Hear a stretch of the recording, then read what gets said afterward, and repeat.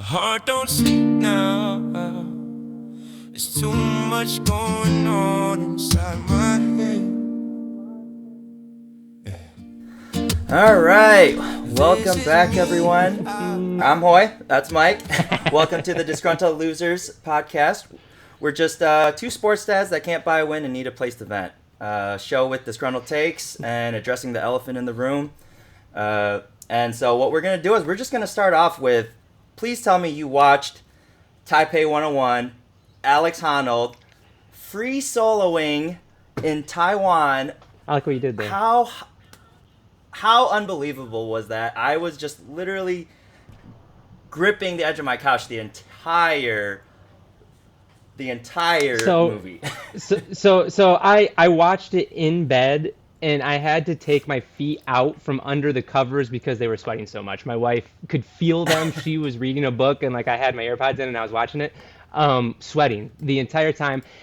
But at the same time, they were trying to calm you down. They really were. They were. And the I forget the lady's name that they had on the set with Elle Duncan and Seth Rollins, which we'll get into that TV crew. So, Seth actually did it. Let's do it right now. Seth did an okay job. What did you think overall about the three? I like Elle Duncan from her ESPN days. She's done some side comedy stuff that's kind of funny. And then, like I said, they had to have a rock climbing expert, and I wish I remembered her name. That was on the far right.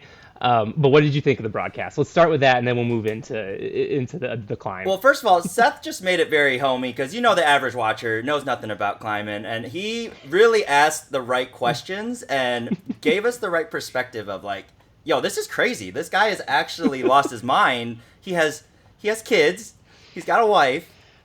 We're gonna get to that. We're gonna get to that. That's the main point. We'll go in more detail, but he was pushing the right buttons the entire watch, and it was just, I'm just sitting there yeah, dude.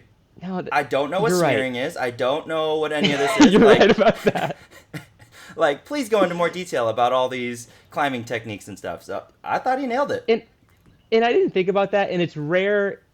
We'll call this a sporting event because at multiple times during the broadcast, they referred to Alex as a professional athlete, Alex Honnold, who I've been trying to make sure I say his name right.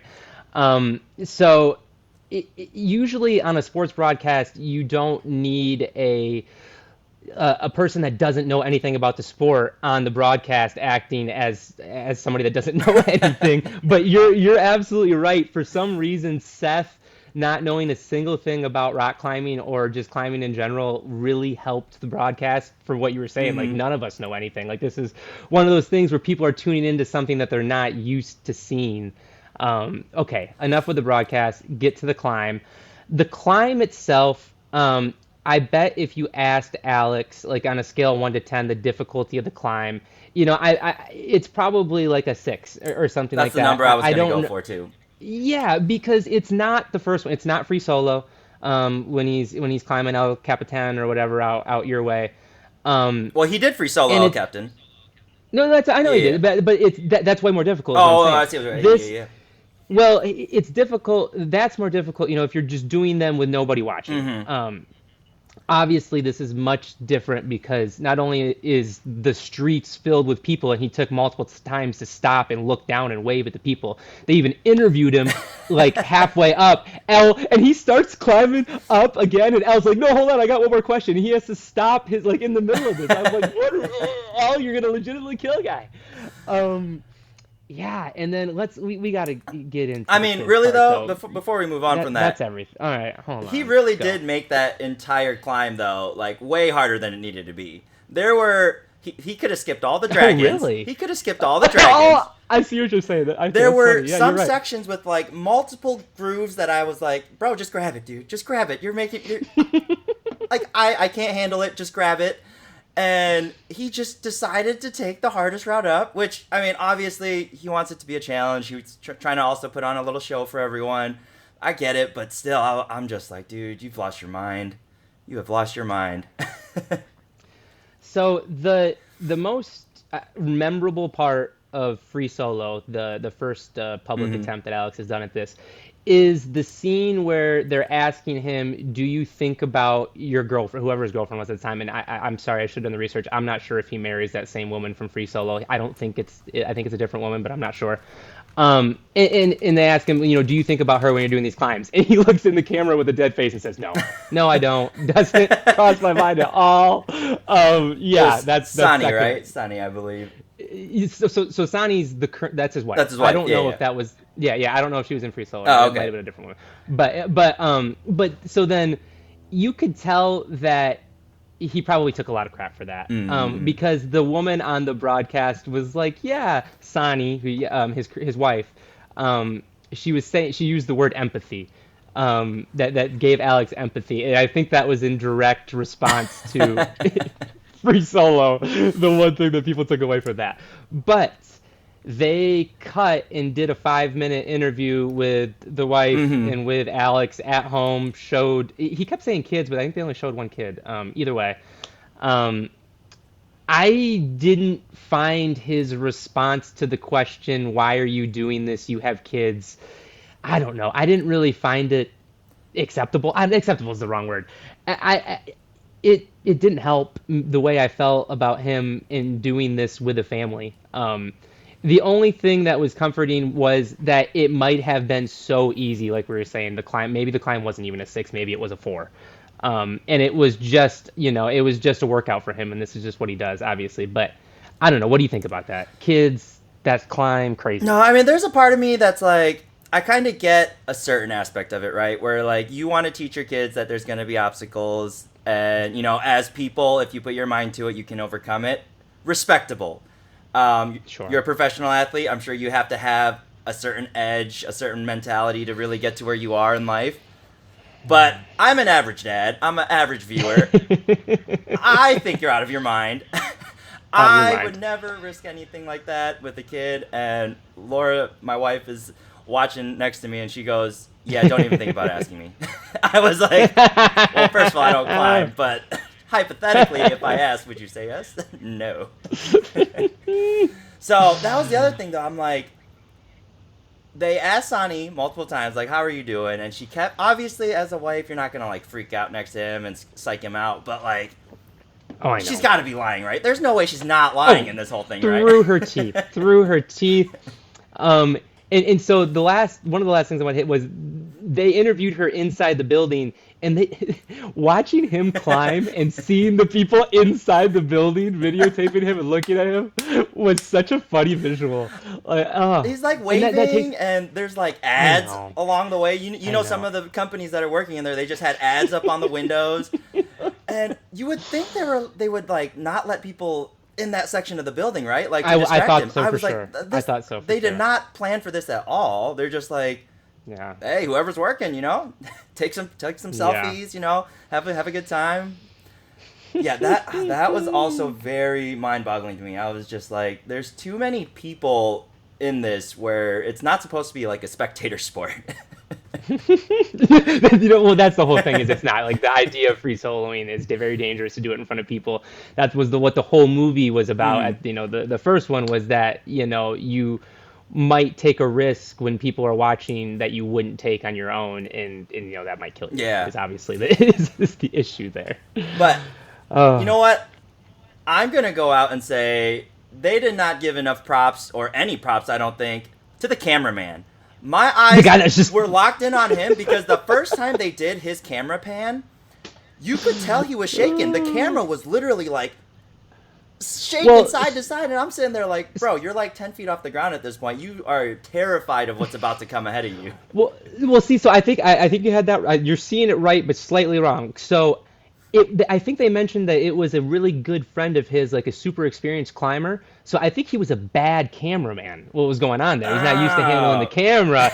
The heights wasn't the issue. Well, also, I mean, I'm surprised he's not swaying in the wind more. Like, I'm sure it was quite breezy up there. Like, yeah. And I'm like, I mean, if you are a climber, though, I would feel way more comfortable climbing right next to him than I would on that rope. That rope has to be less secure than, their comfortability on that building at that time.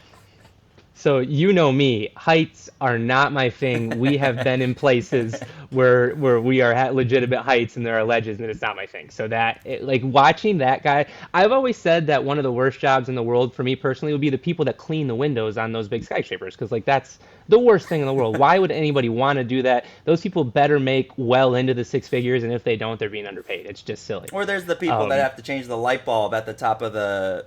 Oh my gosh. Yeah, any of that stuff. Any of that stuff. But Too much. yeah, that. But He lived. He lived. I guess we probably should have said that. Did we bury the lead? He did not die. Yep. Just gonna Netflix say, had it on a.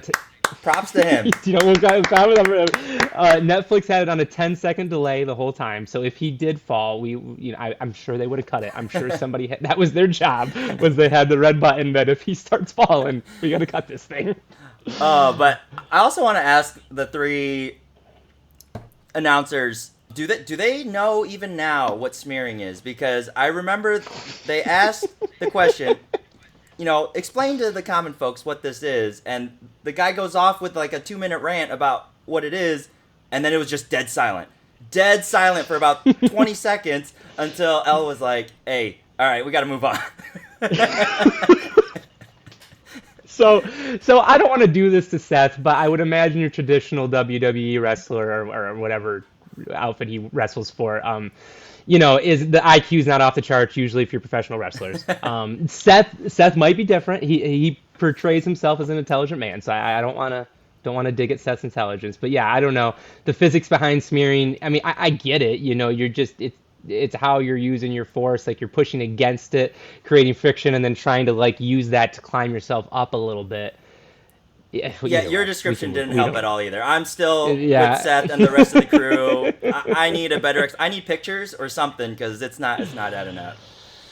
But either way, props to Alex. You accomplished a great feat, and we'll see what he has next for us. Oh my gosh, I don't want to know. No, that was enough. I don't need next. Like this doesn't end. The fact that Evel Knievel, this is kind of the route he's going. Like he's probably the most famous, whatever you want to call this, since Evel Knievel. I like that's the comp I think of when I think of Alex at this point. So Evel did a couple crazy things. We'll see, I guess. All right. Well, from here, let's take it on over. I know there's a couple NFL games going on right now as we speak, and we're heading into the Super Bowl soon. And I'm big on conspiracy theories, and I'm gonna hate this. Go on. We have talked about this before, but this year's a curveball. There is that Super Bowl logo theory. I think it's so stupid. And hey, it's been on point, for the last 5-6 years. With the Rams winning the logo in, what was that, Super Bowl 56? That was orange and yellow with the Bengals and Rams. Then the year after that, it was green and red with the Chiefs versus Eagles. They tried to throw us a curveball with the following year with the red and purple, but then everyone knows that's for Taylor Swift because that was the year, she went public with Travis. And then the year after that, it was red and green again, where the Chiefs and Eagles met, and my Eagles took it home. And this year, they try to throw us a curveball, and if you're looking at the image here, we have a very odd-looking colored Super Bowl logo. It's got every color you could probably imagine. Blue, green, yellow, red, pink, and they really try to throw us a curveball, but I'm here to help you debunk this misdirect, I should say, and I'm going to show you what's going to happen this year. It's going to be the Patriots versus the Seahawks. Why, you ask? I can't. I just can't. And I'm going to show you why real quick here. With the logo, you see the, let me pull that back up. I see what you're doing. You see the baby blue here. What you're doing. Now, they try to throw us a misdirect, and, there is some blue and red. It's kind of hard to tell from this, but look what happens when you invert the logo. You see that sky blue very clearly. Very clearly, right? Just to add with the red and the blue, we really got that color lined up now, so that part we got solved. Now, the rest of it's looking still a little funky. You got the green, the yellow, the pink. You kind of like, could be the Rams, could be Seattle.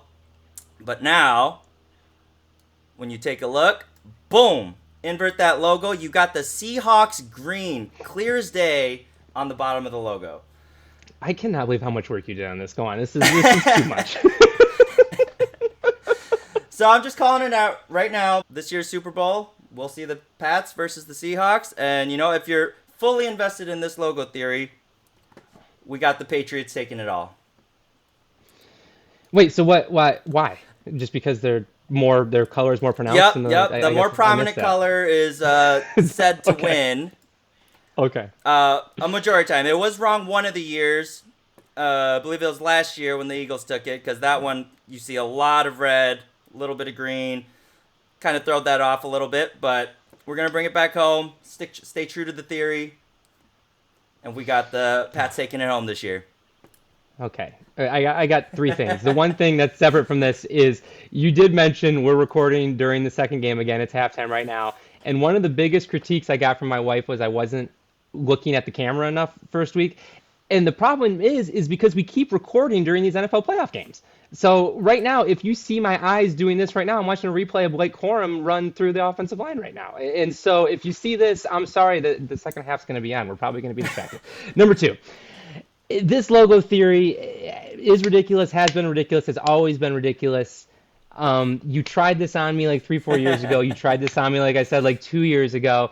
I always ask the question, and maybe somebody can do the research, when do they release the Super Bowl logo? That would help me determine. At the start of the year. This logo was out at the start of the year. And I think we actually talked about it right before, and I had to verify. I was like, is this logo up yet? The whole time. There it was the whole time. Inverting the colors is new. So to people that might be listening and not watching, Hoy spent way too much time inverting and zooming in and possibly just flat out editing the Super Bowl logo to make it fit his argument, as I believe what happened just then.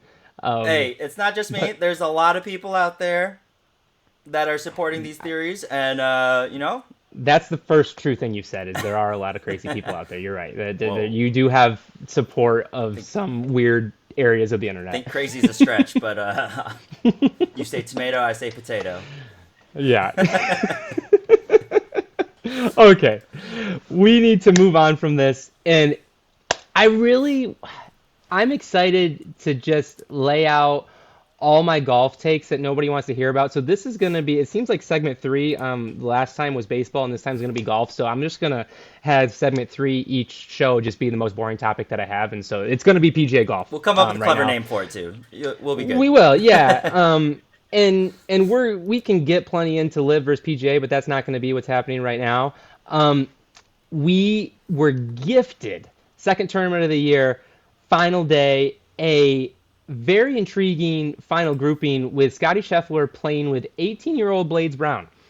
Now, Blades went pro, and that's his name. You can look it up while we're talking, Hoy. I mean, I believe he was named after the dodgeball character. He might not have had an S at the name of his name. It might have just been Blade. But I actually think the age, dodgeball is probably close to 18 years old now, so that actually might be a thing. But I don't know if it's like Tiger and Grandma gave him a nickname, or if his like birth certificate says Blades. But it's funny when it works out, because obviously they were hoping he would be some type of entertainer athlete when you name somebody Blades. But 18 years old, turned pro at 16. I didn't really see a reason to turn pro at 16 as a golfer, besides making money. I mean, especially now with NIL, like I'm assuming you can, like I would assume in the next couple of years that you can play college golf and play professional tournaments at the same time. Like there's probably going to be no difference.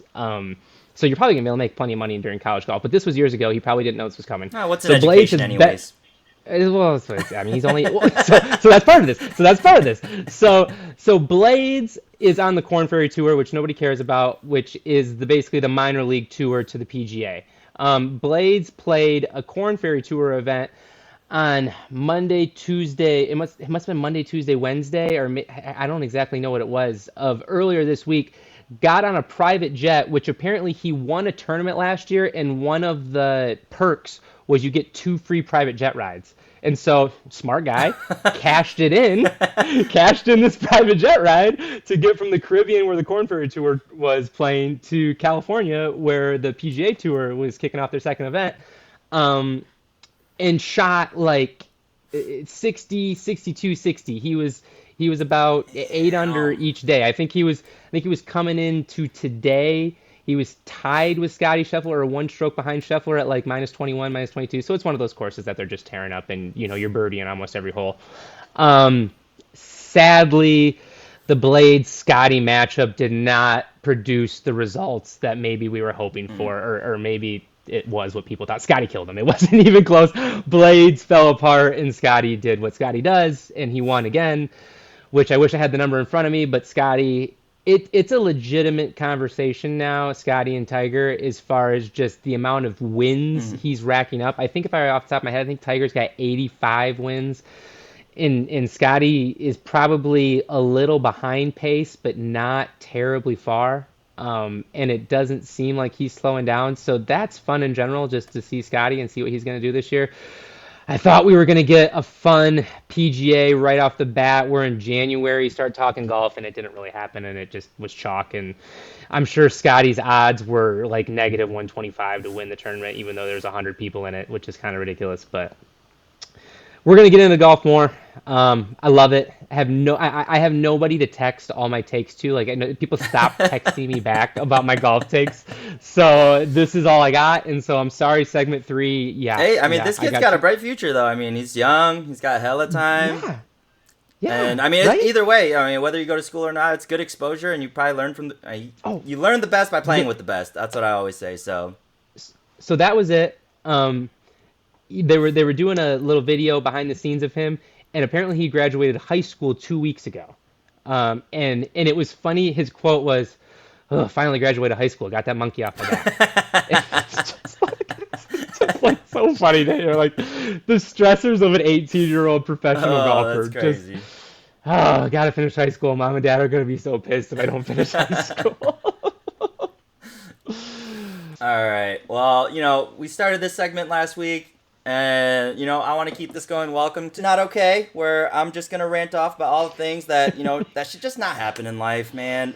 That's not okay. People just need to get their act together and understand the right way to do things. But That's bold. But I'm going to start off by just asking you, after you're done, shopping, Walmart, Target, Costco, whatever it may be, you got your shopping cart. You unload your shopping cart, put all your stuff into your trunk. Where does your shopping cart end up? Are you the person, if the shopping cart rack is like at the other end of the parking lot, are you gonna walk your ass over there, put it in, and then get in your car? Or are you just kind of dunking it off in the side, tucking it up on the curb, or leaving it in the parking space next to you? What are you doing? So there's plenty of things that I half-ass, if you will. Yeah, I know. This is not one. This is not one of them. I do walk my cart back. Now, do I push it all the way in so it engages with the cart in front of it, and then push that one all the way to the front of the thing and make sure it's all lined up nice for the next person? No, I don't do that. Like, I will get close. I'll find the opening and I'll give it a nice shove. Try to shoot the gap sometimes. All right. Yeah, it'll go in. But no, I walk it back. I'm not a degenerate. I'm just getting so tired because I don't know if it's because I'm in a big city or what it is. It's just you see 90% of the carts out in the parking lot and not in the designated return spot. And it just irks me so much because I'm like, bro, what do you have to do today? It's Saturday. I see you at Costco. And the worst part is when it's literally right next to your car and you still have the audacity to put it up on the curb instead. Like, the return is right next to you, dude. Just walk your ass over there. I don't know. It just bothers me so much, and that's just not okay. That's just not okay. It's funny. I didn't know how old man you were going to go on these, and you kept saying that I was going to be portrayed as the old man in this show, and you were way more on these takes going old man than I am. Like, yeah, you're old man yelling at the sky right now. To be fair, or whatever. I think the younger generation is actually getting soft, and these are kind of some of the things they're lined up with too. I think it's the older people that are not returning the carts. Oh, you're probably right about that. Yeah, I've seen a lot of young kids surprisingly be like, "Hey, Mom, can I go purchase something?" And then they're like, "No, just put it over there. We gotta go." I'm like, "Bro, they're saying the right thing. You're teaching them wrong at this point, man." I don't know. I'm gonna leave it there. Now, on top of that, I got one more. I don't want to go into too many today. I personally think that people need to take the driving test every 2 to 3 years. This isn't bad. Okay, go on with this. This isn't bad. You don't have to take the written one, okay? The written one, if you've passed it, sure. But I need someone that's somewhat intelligent to sit next to you to tell you you're doing certain things wrong. Because there's too many people that turn without blinkers, that don't know when the damn light turns green, get off your phone. Like, just follow the rules. You know, I guess big cities are now, Chicago, SF, they're implementing like the speed limit trackers and stuff. And I'm not even opposed to the speeding. It's just... So are you getting a ticket from a camera? They're not a person, right? It's coming in the mail is what you're saying? Yep. If you go 10 over. Oh, I got one of those. Got me one of those. That's heartbreaking. It's heartbreaking. Yeah, and it's getting crazy because they're saying the first one will be a warning, but after that, it's just going to keep increasing. So if they keep tracking you, San Francisco's doing this thing. The first one's 50, then 100, 200, and it caps out at 500. But that's beside the point. Speeding, that's your own prerogative. But just like common sense stuff, like... Yeah, coming from you, Mr. Speeder. Go on. Speeding's not the issue here. Because honestly, if you're speeding in your correct lane, that's fine. But I don't need to see you going 50 in the left lane, or no one should have to pass you on your right side. I feel like other countries tend to get this right, where, you know, there's just like general rules of thumb, and we have those here, just no one cares about where your thumb is. The people don't know left and right here. I don't know what's going on, but people need to retake the test. Maybe every 2-3 years is a stretch, but 5 years, you gotta take the test. Yeah, it's probably, you know, people are going to say you're probably targeting elderly people, which it's probably fair that, you know, especially, once you hit 70, like, you probably should get a checkup on how you're driving. So, like, I don't disagree with that. The one thing that's going to hurt me is I'm a terrible parker. Katie will tell you this. Oh, I was just going to go there. Yeah, not good at parking at all. Failed the first parking test when I was 16, had to come back, do it again. Got it the second time after I practiced a little bit. I probably could use a refresher practice. So am I going to have to park in this fictional test? Yes. Like, is that part? Because I'm going to go to what just happened to me. And here's my problem though, is like all these cars are somewhat intelligent now. I mean, okay, maybe you have a 1990 Volkswagen or something, you don't have a backup camera. But anyone with a modern car, you have lines that tell you where you're going, man. Just follow the damn line and back into your spot. Just the other day, I went to go charge my car. You know me, I have an EV, Hyundai Ioniq 5, and I'm going to the charging station, and I'm watching this person at Tesla. So, mind you, Teslas can park themselves, for Christ's sake. And this person driving the Tesla, there's 2 open spots for them to park in. They tried pulling forward, couldn't do it. So they pulled back out, tried to go backwards. They parked in between the 2 parking spots and realized their chargers wouldn't reach their car. So they tried to repark, and they still failed a 3rd time. At this point, I'm sitting there, and another Tesla driver's waiting too. We're all just staring at this person like dumbfounded.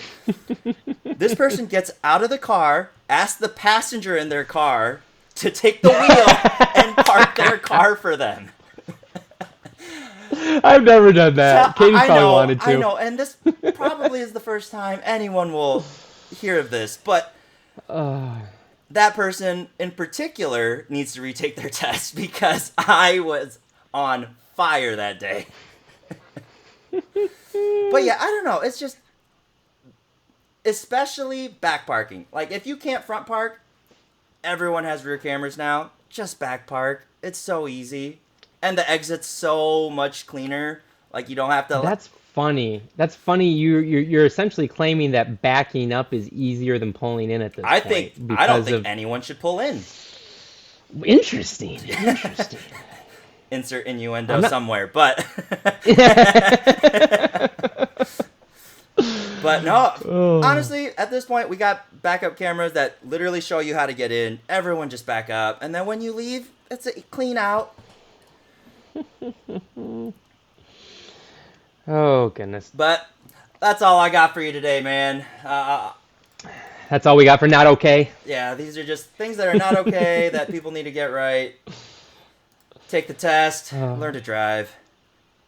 So I got something from Josh. Is it time for this? Now Josh is sitting over here. He's been quiet like he normally is. Ooh, okay. I had a couple questions from people about what Josh looks like, and he's not gonna like this. But if you've seen The Prestige, Christopher Nolan's movie about magicians? Yes, I have. Christian Bale, Christian Bale's twin. You know, when he's not the magician and he's that kind of rat-looking guy. Well, if we could get a picture of that up eventually, I know we'll hopefully Josh can do that post, which I know I realize now I'm telling Josh to put up an embarrassing picture of somebody that looks like him, but we're gonna do it anyway. That's what Josh looks like. We'll go with that. Now, Josh hired us somebody else to the Disgruntled Losers. Actually, two somebodies. Two.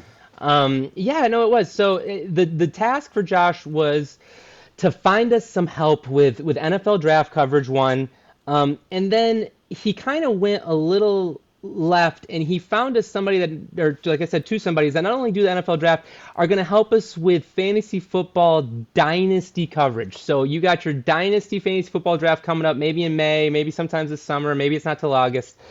We got help, we got resources, we hired in a couple people. Now, that being said, I was a little shocked. I know as a quote-unquote employer, ageism is a thing, and I'm not supposed to be upset that he hired two 70-year-old ladies. But he did. But Josh hired two 70-year-old ladies. He claimed experience was the driving factor, and I guess it makes sense. So we have Debrah and Gloria. Names match the age. And I have here their resumes. Gloria's been following football for 50 years now.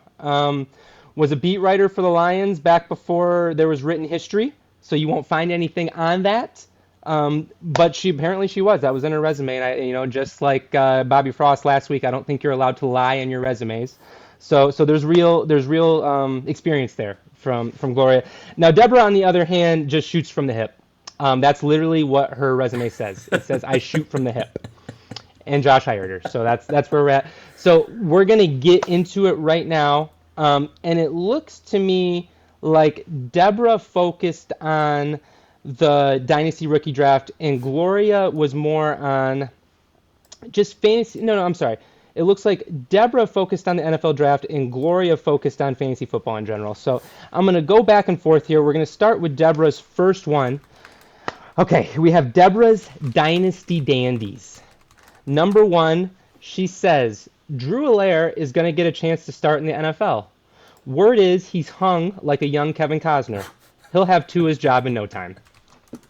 Oh my now, goodness. I don't know what to say. I don't know if that's true or not. I do know that there was a nude scene that Costner did in For Love of the Game that got cut. And the rumor is that he was very upset it got cut because he was very proud of the scene. So and he portrays athletes very well in movies. So I do see where Debrah's going with this. That talent tends to translate well into the NFL. Moving on, we're going to move over to Gloria. Now it does seem like Gloria is a little cleaner, if you will. Gloria's advice is target second-year tight ends. She says Gunnar Helm, Terrence Ferguson, Elijah Arroyo. I'm watching Terrence Ferguson, Elijah Arroyo play right now in the conference finals. She says Trey McBride was brought along slowly his rookie year. He blew up in his second year. So those three names, Helm, Ferguson, Arroyo, she likes to blow up in year two. I like Makes it. sense to me. I don't mind it either. Debrah. All right, we're back on the Dynasty Rookie Draft. She says Nick Singleton is going to run a 4.38 at 225 pounds. Don't plan on him lasting past pick 108 in a rookie draft. Just like Game of Thrones, don't watch the last season. Now, and it's one of those things where that works for Drew too. I don't know. What do you think about just in general a dude that has a Heisman type season his junior year and then it just doesn't happen as a senior? Can you look past that? I mean, Just in general? it's just based on the tape, right? Like, does he have it? And I guess at a certain degree, you got to meet the kid. Talk to him and just see what his mentality is to the game. But I don't think just one down season, for having some loyalty to a school or a team and wanting to, trying to end on a better season. There's nothing shouldn't hurt the kid for shooting his shot. I'm saying that's exactly what happened. He thought Penn State was supposed to win the national championship and they lost 6 games immediately. Yeah. So it just didn't happen. It didn't happen. All right, moving on. Gloria says, pay close attention to these OC jobs. Mike McDaniel landing the Chargers job should be great news for Ladd and Hampton. I like Gadsden too on the Chargers. Basically, Chargers in general. Mike McDaniel's that's a hot hire. That's a hot team now. Yeah. People are gonna like Herbert. People are gonna like them all. Yep. I would assume. Hopefully, Ladd does better than this year. I traded you Ladd in our league. All right. Debrah says, Oscar Delp will be an elite tight end in the NFL. A little smaller than your average polar bear. Nothing a little juice from the agent can't fix. Now, there was, you can dive into the conspiracy theory. There is something to all these torn Achilles and hamstrings as, steroids tend to weaken those ligaments a little bit. They all passed the drug test, so I don't know if this is real or not. But if there's a conspiracy there with all these Achilles and all these torn ligaments and possibly juicing. All right, last one. Last one. Gloria says, I was very surprised to see Mike McCarthy get the Steelers head coaching job. Ooh. He had very good offenses in Green Bay and Dallas. From a fantasy perspective, actually probably gives the skill guys a boost over what Arthur Smith and Tomlin did last year. No one wants to hear this. Good hire is what Gloria said. Woo! Woo! Hot take. Woo! I don't know what to say to that. It's one of those where the world looks at that and it's like, what are we missing? Like I don't understand. I don't want to bring politics into it, but it's a little bit like that. Like, what am I missing here? What is McCarthy bringing to the table? I mean, I've been proven wrong before, so I'll give Gloria some time, but I'd be tough to say she still has a job next year. Oof. I don't know about these two, Josh. So we have Debrah and Gloria on staff now. We will be getting their social media accounts going. They will be active. They will be out there. They will be working for us. That's what we have. That's coming out of Josh's salary, right? 100%. No, everything. So Josh had a salary that was almost non-existent. He's just constantly cutting into it now. It's all right. Hey, maybe he knows something we don't know. I like the Drew Allaire one. I'm actually in on that one. All right. I have no idea where this is going. I've had this thought for quite a bit of time now, because, we've had some pretty tall NBA players now. We've had, the Bulls, right? Embiid's, and Embiid is an MVP caliber player who has the finesse, and now we got players like, Chet and Victor, and I'm just sitting here wondering, dude, you guys are 7+ feet, and no one's brought back the Kareem Abdul-Jabbar Skyhook. Is there a reason for that? Is it frowned upon? Is it a bad shot? I genuinely can't grasp my head around it, and I'm just trying to figure out, why aren't coaches pushing for this? Yo, you're within 10 feet, just hook it. Yeah, so to answer your question in a boring way, yeah, I think analytics say it's a bad shot. I think when you break it down points per possession and you start talking about feeding the guy in the post with his back to the basket, it goes way down. But, Victor, maybe Victor, just purely based off the size, I think he is the tallest person in the NBA at this point, so, it would be an unblockable shot, essentially. Joel might actually be the right one. You might have been barking up the right tree with that one. Just the way he moves, and especially now, him being older, this actually might be a move that would make sense for him. He's back to scoring 30 a game for the last couple weeks, and I don't know how sustainable it is. I think most people would say it's not sustainable. As a Pistons fan, I hope it's not sustainable, because as I said in the last episode, that's a team that, could kind of jump out of nowhere towards the end of the year and give you a tough playoff series.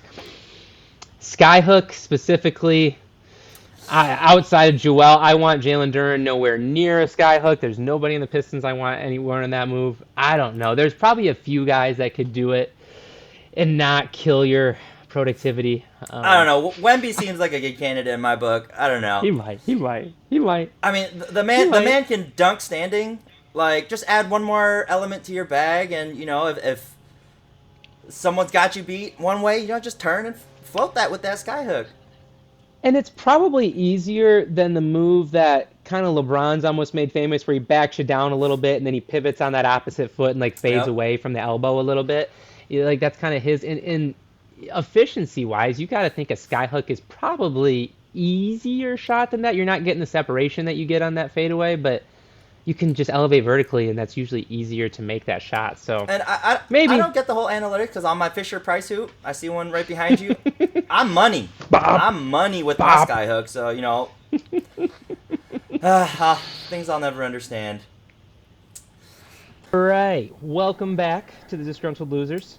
One segment that I wanted to hit that we hadn't got to yet was we both obviously watched back our first show.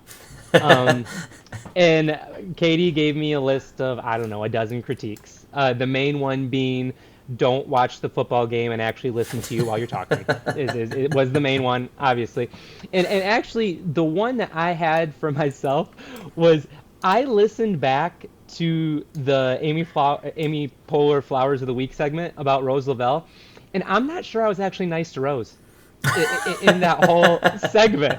Half of it I talked about the women that were better than her throughout history and how she wasn't on the Mount Rushmore of women's soccer. And so I will try to do better at actually being nice to the people that I'm supposed to be being nice to. Yeah, that was a big miss. That was a big one. All right, let's move on to our next planned topic. And it's got your name next to it, and it says coaching your own kid.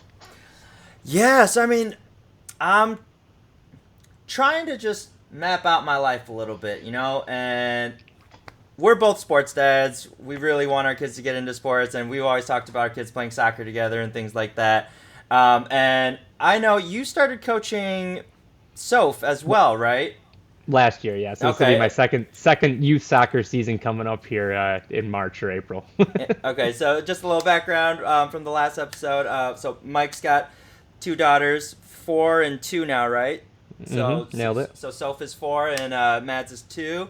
And yeah, so I guess I just wanted to ask you a few questions about that too. Like, first of all, how is it? How is coaching your own kid?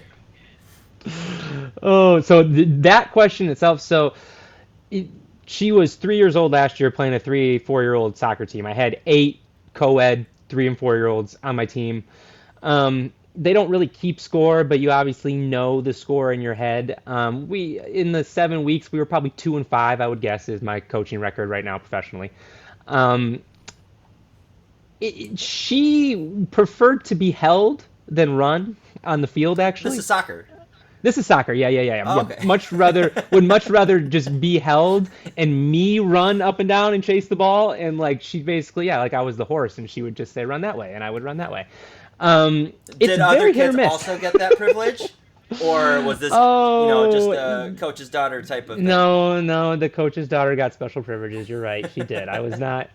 And to your point, there probably was another boy or two that would have enjoyed a horseback ride up and down the field. They would have said yes. They would have said yes to that. Okay, so the most difficult parts of the youth stuff is just keeping them engaged and entertained. As boring as that sounds, it's less about soccer and more about do these kids want to be here? There's only so much you can teach a 5-year-old or a 4-year-old or even a 3-year-old as far as sports are concerned. Number one thing is, like I said, make sure they want to be there and make sure they come back the next year. Those are 1 and 2. That's pretty much it. Yeah, and then if you have one kid that's good, try to make it so he scores all your goals, and then you might win a couple games. But I don't know. It's tough. So what is Joe gonna be doing any organized sports coming up? He's 2 right now, right? Yeah. So probably not yet. Probably not yet. No, I mean not yet, but I mean he has started kicking a soccer ball around, and he does like shooting on his Fisher Price hoop, and surprisingly he's picked up a golf club, and he likes to whack at the ball there too. But yeah, no, I mean, I'm just trying to think, like, if I start coaching, first of all, what type of coach am I gonna be? But then, second of all, like, is there an age you kind of stop coaching your own kid, right? Like, where's Oh, your sure. line at that? Like, do you coach them up to middle school, and then you kind of let other coaches take over? My wife would say I have some narcissistic tendencies, and I would tell you that I'm gonna be their best coach, especially in soccer, unless we start paying a lot of money and they go the club route or Mm-hmm. start going actual travel route. So I will coach them soccer, basketball. If I have a boy, football maybe. That was not my strongest. I played that probably for up until high school, and I stopped playing. Obviously, we were playing soccer. So for the most part, I'm going to coach them all the way through. I'm going to be that dad until they want to do travel sports, and then that would be different. But softball, baseball, yeah, no, I'm going to do all that. Now, if All if of they it. don't have an aptitude or they're not like the star player on the team, are you benching your own kid? Oh, yes and no. It depends how serious it is. And if it is that serious, just be honest with, like, do they want it? So as a kid, I would prefer to play on the really good teams, and maybe the playing time was limited, but I was on the best team, and like I knew that, and so that was comforting for me that I was playing at an elite level. Some people would prefer to just play, score goals, whatever it is, score baskets, get the ball, and if that's what you prefer, then push your kid down that route. Don't make them do the travel sports. Obviously, that's where the crazy parents come in, is when they start pushing the kid to do something the kid doesn't want to do. And to answer the question that you haven't asked yet, my oldest daughter is probably going to be a theater girl, and I'm probably going to be on the stage crew for that too. So I'll do it all. That's my thing, and I'll do all of that. So whatever they want to do, I'm in. Yeah, well, I bring it up because this whole time I'm telling myself, if my kid's not good, I'm benching him. I'm a if there's 11 players better than you on a soccer field or 5 players better than you on the basketball court, Uh, your ass is sitting next to me on the bench. my dad probably agreed with your philosophy. You gotta earn your time. You gotta earn your minutes. Oh, that's funny. Get good or get got. But Yeah. actually, but then to the other side of that, like, what does that do to a kid's ego, right? Like, if you get benched by your own parent, does that just kill the joy of the game? No, so as somebody whose dad was tough on them as their coach athletically, no, like I said, I liked playing versus people that were better than me. So I was maybe a little weird in that way. Um, it didn't ruin me as much as maybe it could have. I don't know. It's not ideal. I wouldn't do that to your kid. To your point, I mean, it's just like, you don't want to be your significant other's, you know, person that, if they're going on a diet or if they're trying to work out, like, you don't want to be the person checking them. It's kind of a little bit the same thing with your kid. Like, if they can't handle feedback from the parent, then you got to go a different direction. I hear that. I hear that a bit. Yeah, I guess only time will tell. We'll keep you guys posted as we get into our coaching journeys. But yeah, Oh, it's tough. I'm It's tough out already at a there. point where I'm like second guessing. Does my kid want me as their coach? So It's tough out there. All right, let's move on. I mentioned Amy Poehler Flowers of the Week and how badly I screwed it up last time. I'm going to do it better this time. All right, here we go. Amy Poehler Flowers of the Week. This week, I want to focus on the relationship between Ben Shelton and Trinity Rodman. And I hate this term hard launched because I'm not somebody that's on social media, but apparently they hard launched their relationship in March of 25.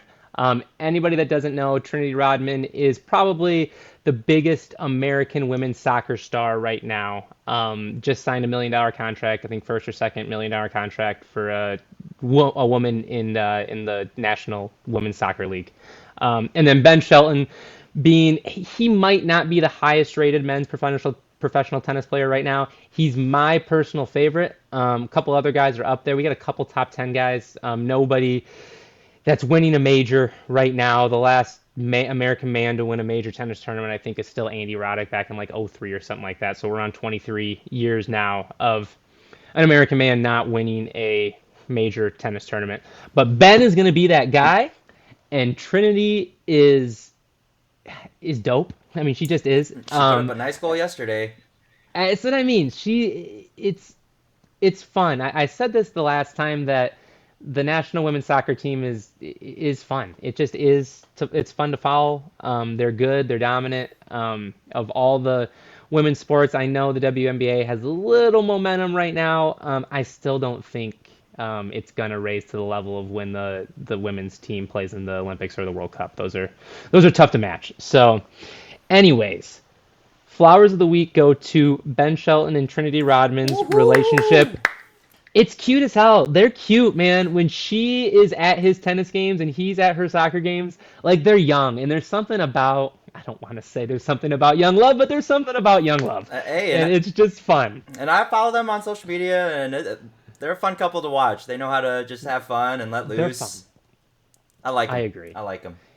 And that is going to get us into our next segment, which is we are going to do a draft of our current favorite celebrity sports couples. And so the definition of this is one of the two people in the relationship has to be loosely related to sports or at one point in their lives was a professional athlete. We'll say that. One thing I wanted to hit right off the bat was I'm going to eliminate anybody that has dated a Kardashian or a Jenner from this competition. Okay. So you're not allowed to pick any of them. And actually, before we get started, I have two basketball lineups. I have Khloe's exes versus Kim and Kendall's exes. And I just need you to quickly tell me who is winning this 5-on-5 game. So I have 5 of each. I'm going to start with Khloe's team here. So this is actually, I think, in chronological order of how she dated them. Rashard McCants is gonna start at, let me look here, shooting guard. It's a throwback I remember name. him. It is. I remember him from UNC, and the thing I remember most is I think he got them in trouble for taking classes at UNC that essentially they just gave him A's and he didn't show up at class. Like there was this whole scandal. Like that's what I remember him for the most. So we got Rashard McCants at shooting guard. Lamar Odom is gonna play the 4 for us here. Yeah, that one speaks for itself. Khloe and Lamar, that did not end well. Rick Fox. Do you know who Rick Fox is? Do. I can't believe he looks good. So I'll give Khloe credit. The guy looks, Silver Fox, whatever, on TV. He is.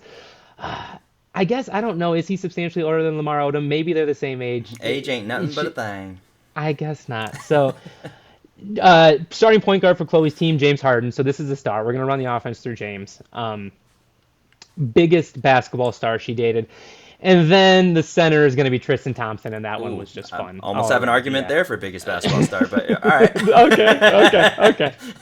So we got Rashard McCants, Lamar Odom, Rick Fox, James Harden, Tristan Thompson. All right, that's a 5. They will. It's not. It's funny how it makes sense. Like she dated, like an actual starting 5 roster. Yeah, and it's funny too because this next one kind of works as well. So the Kim Kendall combination. So from my quick 5-minute research, I have Kim's only NBA ex being Chris Humphries, the Minnesota Gophers grab. Yeah, I think he just played for the Nets. If he would have been playing for the Oklahoma City Thunder at the time, there's no way he gets in that relationship. But you know what? When you're in New York, baby. Let's go. So Kim and Chris. So Chris is gonna play he's gonna have to play the 4 for us. That's the best. We're gonna put him at center actually. Yeah, I'm gonna put Chris at center. Okay. Yeah, gotta be center. So that's a tough matchup for him, but we'll move on. We are gonna put Jordan Clarkson. Oh, this is tough. We're gonna have to put him as the point guard. Blake Griffin, I'm going to put, and these are Kendall's exes here. So Kendall's dated Jordan Clarkson, Blake Griffin, Ben Simmons, and Devin Booker. So Kendall worries more about your play on the court, from what I'm seeing here. I can see that. Yeah, so I'm going to put Clarkson at, I guess he should, this is going to be tough. Clarkson's going to play shooting guard. Ben's going to play point guard, which is it's going to be tough, but we got to put him somewhere. And then Devin Booker is going to be, we're going to run the offense through him. He's going to be our shooting guard, obviously. And then if Chris is playing center, Blake's playing the 4. It's really Harden versus Booker and then how the rest of these guys shape up. So who you got? You got Khloe's team or you got Kim and Kendall's team? I mean, these are all in their prime, right? Yeah, put them in their prime, absolutely. Prime. Oh, as much as I love Rashard McCants' confidence, Because he's got that podcast with Gilbert Arenas, and he talks funny. a great game. That's funny. And I remember he did put up some good numbers back in the day, and Lamar's a pretty good distributor. They got some playmaking there somewhere, but I'm gonna go with Kim and Kendall's team here. I agree. I agree. Devin Booker's just a star. I like him. Mm-hmm. Clarkson, you give him the ball, he can be a good two man. It is what it is. And then really, I don't even like Ben at point. Put Ben at small forward. Just lock someone down. You got the height. You got the length. You have him as an all-defensive player. So to your comment a second ago, we're going to take the best version of Ben Simmons, which was, I don't know if you want a second team all-defense, first team all-defense at one point. So that's going to be helpful. Yeah. That's really the swing guy right there, is getting the best of Ben Simmons on that team is going to do it for you. And the way to do it is, unless it's a steal or a block, he should really never touch the ball. Just like ever. Going to set a lot of screens. On offense, it's 4v5. Offense is a 4v5. Just go sit in the corner. Because, we don't even need you for the oops. We got Blake covered for that, so we're good. Oh, yeah. We'll go Lob City there. All right, let's move on to the draft portion of this. I wanted to throw that in there because that was fun. So we are going to draft like I said, our celebrity couples, that are our favorite celebrity couples is how I want to put it. And I am going to have the first pick. We're going to go snake slightly right. So I'm going to go one. 5? You're going to have. Yeah, let's go top 5, right? Top Let's do it. 5? Yeah, Okay. we'll do a top 5. That works for me. I think I have enough here where if you steal a few, I should be okay. So I got the. So you don't have anyone on my list. You don't have anyone on my list. There was one I know is on your list that I purposely laid off because I knew they were going to be on your list, but I love them both too. But all right, so first pick. So full disclosure, my wife Katie is 100% certified Swiftie. So if I picked anybody besides Tay and Travis with the first pick, it would be tough for me to go back up into bed after this. So with the first pick, I will take the obvious couple of Taylor and Travis, and I will pass it to you. Okay. All right, with my first pick, I'm going to go with this mainly because I just love the story, which I still don't believe that this story is true. But I'm going to go with Simone Biles and Jonathan Owens. Ooh, good one. Apparently, he didn't know who she was. Oh, no. Apparently, when they met, he had no idea who Simone Biles was, and that just blew my mind. And I was like, you know what? Just a short girl with like rockin' thighs, just the most muscular thighs you've ever seen. I mean, just like you would look at her. You think gymnast because she's really short. Like I don't think she's 5 foot, right? I think she's under 5 foot. I think so too. Yeah. Yeah. So I mean. Yeah, she screams gymnast. Like, you just look at her. But, like, I mean, we're in the social media era, and he didn't look her up or anything. Like, I don't know. I'm just baffled by this story of how he didn't know who Simone Biles was. There's... She's I've been naming famous women's athletes the last 2 shows. She's probably number 1 or close to it. I mean, that's as famous as you get as far as women's athletes. Yeah. But, yep, that's my number 1. All right. So, who you got for your second one? For my second one, I'm going to go with... And this is a recent one, but this is a personal favorite of mine. I'm going to go with Khloe Kim and Myles Garrett. Yeah. She is just, and sucks that she just got hurt and she wasn't able. She's competing. Yeah, she's competing still. She's back out there, but yeah, it sucks that a little injury might be impeding her current performance. But hey, those are that's a powerhouse couple if you ask me, right there. Dude, when you sent me that, I didn't realize it until you sent me it, whatever it was, in the middle of the football season we were talking about it. That's a fun one. I mean, dominant, both of them. Like, you're talking 2 athletes in this one, so you should probably get bonus points for the double athletes. And, like, at the top of their sport, both of them. Like, big fan of Khloe Kim. Big fan. If she comes home with a medal, she will be getting Amy Poehler's flowers, say, in a month or 2. I tell you that for free. Well-deserved, too, if she does. Well, yeah, those will be well-deserved flowers. Yeah, I'm a fan of this one. That was the one I alluded to that I would lay off and let you have, and you took them early. You took them early enough. I wasn't going to be able to steal them, because, yes, I am a fan of Khloe's game, and Myles is dominant. So, all right, back to me. I'm going to go with the hometown power couple of Justin Verlander and Kate Upton. Okay. Just if we're going personal favorites, I would be lying if I didn't say they were my personal favorite. Obviously, Verlander, as far as athletes that played for Detroit franchises, I'm 34. I saw his whole prime starting from like as a late teenager, through our 20s. He was, we had Stafford too, but Verlander was our best athlete for a while there in Detroit. And I don't want to even talk about this, but the whole nude releases of him and Kate and the photo of him posting that picture, like the fact that picture existed and his cheesy smile on it, like oh my god, it's so funny. I almost think about his cheesy smile more than the rest of the picture, which is funny to say. So yeah, I got Kate and JV as my number two. All right, who you got? All right, if it's back to me, now we've both been a big fan of this person. Gabrielle Union and Dwayne Wade is actually making that 3 slot for me. LA's Finest is a phenomenal TV show if no one has watched, but just a little spin-off of the Bad Boys series.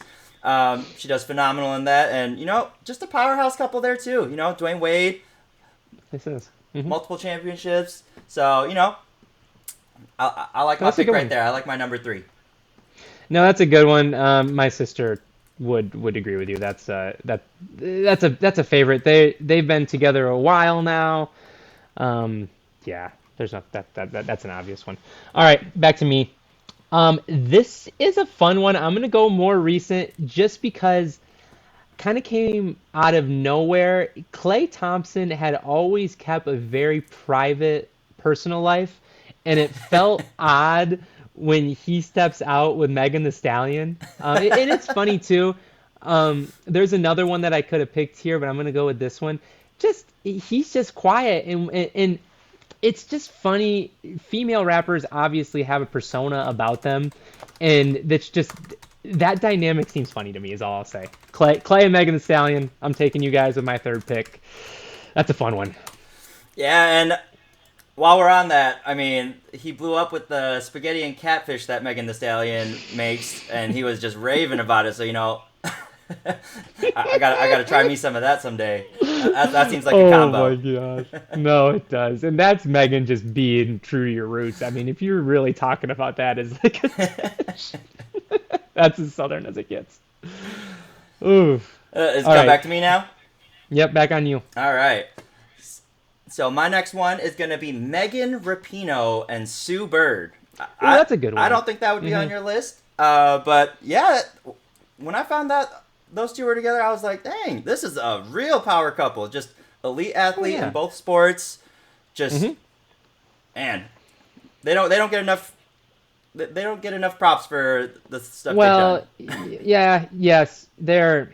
I'd be careful with that. They're famous. They're famous. I have no problem with them. They're what do I want to say? They're activists. Yeah. So they're out there. Yeah, in a good way. You know what? Every cause needs their activists, and they're outspoken, and that rubs people the wrong way. I got no problem with it. I like them. Was a fan of Rapinoe on the soccer field. Obviously, Bird's one of the best, WNBA players in history. So yeah, that's a fun one. That's a good one. To that point, I did have. I didn't realize Paige, the newest NBA or the newest WNBA star. Beckers, right? Yeah. I didn't realize she was with one of the other WNBA women, APFotW. They're not on my list, but that one was an interesting one. I was going to look into that one. Ooh, Seahawks just won. All right. Hey, does that help your logo theory? Logo theory holds true. Oh Let's go. Right. Horrible. Oh, McVay's so mad right now. Oh, man. Okay, let me get back. Okay, so I'm not picking Paige. So my fourth one, though, I have the newest obvious one. So I already picked Swift and Kelsey, so I'm going to take just the power ones. Steinfeld Allen. I mean, this one, when it became public, was like, whoa, they're, again, cute as hell. When you see Josh and her and Haley together, that's fun. Josh is about as likable of an NFL quarterback as there is. And then Haley, when, her little appearance in Sinners did her street cred a lot of good. I was going to say, that was the only thing on her resume that I'm actually a fan of, so. Well, and then I would say she should probably take this momentum and go with it. There needs to be a new album released very soon, because that would everybody would give it a chance. I'll say that. I know it's been a while. It'd be a good It time. would be a good time. Well, and then my Katie was telling me, well, she's pregnant, so maybe this isn't a good time. But I did not know that. well, there you go. That's why we're doing this. Power couples. They're pregnant, so that's bonus points for having the baby on the way too. So that gives my team more points. All right, so they're fourth for me. So where are we going? We're going back to you. And is this your fourth or fifth? This would be my last pick, right? This is your last one, yeah. Yep, Okay. yep. Who you got? Who's bringing it in for you? All right, so I was really leaning Sierra and Russell Wilson. I mean, Yeah. love her music from back in the day, and Russell's got a Super Bowl ring under his belt.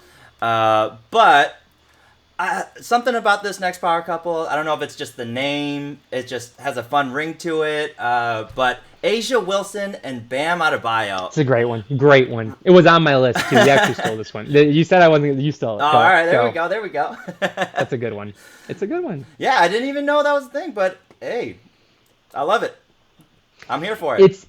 And it's funny too because both the power forward center position, both big presences on the court.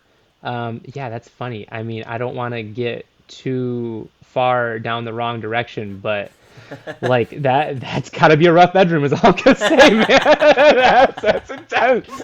That's intense. I don't know what they're into, but I'm assuming it's intense. We'll leave that one there. Josh, we're putting that one on your court. We'll see what happens to that one. No, that was good. Josh has been really quiet today. He's been sitting over there. Ever since I made the joke about the Prestige, I think he's been really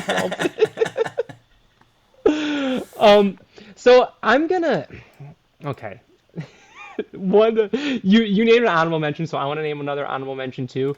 There was something going around with University of Miami's quarterback Carson Beck and an adult film star. I don't know if it's true or not, but you need to be careful, Carson Beck. That's all I'll say. That happened to Jimmy Garoppolo about 10 years ago, or maybe a little less. And Stephen A. Smith got on ESPN the next day and was like, be careful, man. That's one you want to be careful on. So I don't know if it's true. I think he was linked with one of the twins that played for Miami basketball. I'm going to butcher their last name. Starts with a C. The big TikTok stars. He was linked to one of them for a while, but I don't think he's with them anymore. Okay. Either way, so that was my honorable mention. My last one, I'll go with another. I'm just going with the giant ones here. I got Justin Herbert and Madison Beer. I don't actually know why Madison's famous. The picture I'm looking at, I can take a guess at why she's famous. I mean, she's a singer, right? Oh, is she? Yeah. Fair enough. And I think she did, I mean, obviously social media and stuff, but I think she's got a lot of big songs, and I play League of Legends, and I think she was actually on one of their biggest songs as well for the video game, so... Oh, you're right. So I looked her up on Spotify. Okay, yeah, no, she's got... Okay. Well, there you go. Who knew? Probably should have done that research before. But yeah, Herbert, another one where he's super quiet and awkward, so you would question this relationship at first, for sure.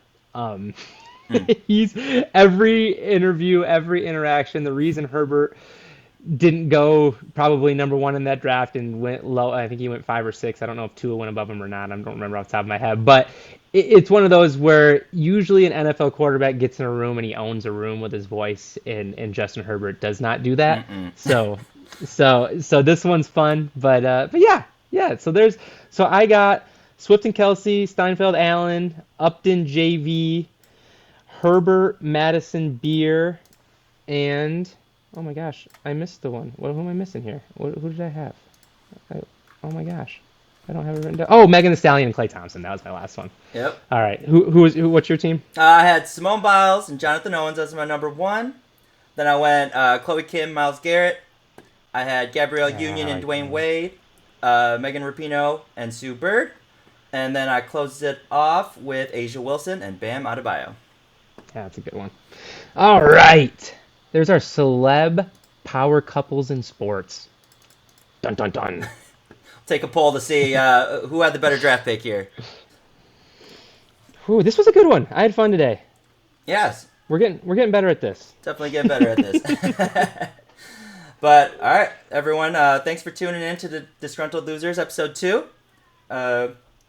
We'll catch you here every Thursday at 12 p.m. PST, or EST, right? 12 p.m. EST. And I don't know, Josh, you tell me. And yeah, follow us on all our social media. Disgruntled Losers podcast. Adios. All right, thanks everyone. Bye. See ya. This is me. I finally understand just what you said for the first time. Yeah. A nervous and shy guy, ain't the best with words, so I hide away in this maze, more phase. So I pick the first corner, remain as the one to blame. While others stormed by strange, my loss was their gain, the joy was my pain. Till you pulled me up and said, this ain't how it ends. Summer falls to a newfound ice cold winter blizzard chill, but you gotta spring back.